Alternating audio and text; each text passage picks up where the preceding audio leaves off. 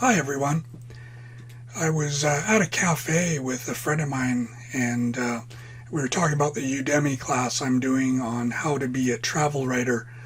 And he was saying, man, that's a difficult thing. There's so many people doing blogs and things like that. And I think it is a difficult thing. It's not easy anyway to get established. But there are people who are doing it.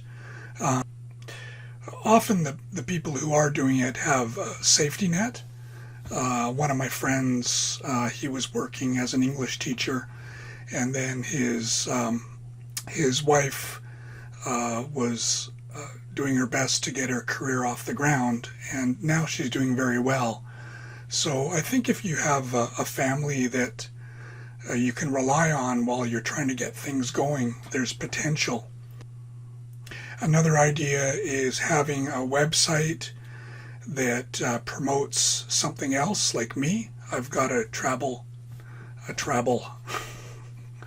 got a travel website, and I use it to promote my guest houses.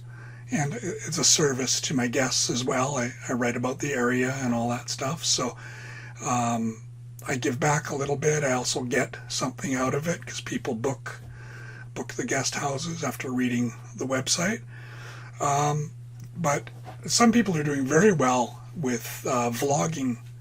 So if you could, get on YouTube and get an audience, I think there's a potential there. You can use things like Instagram to promote it, or Facebook or Twitter.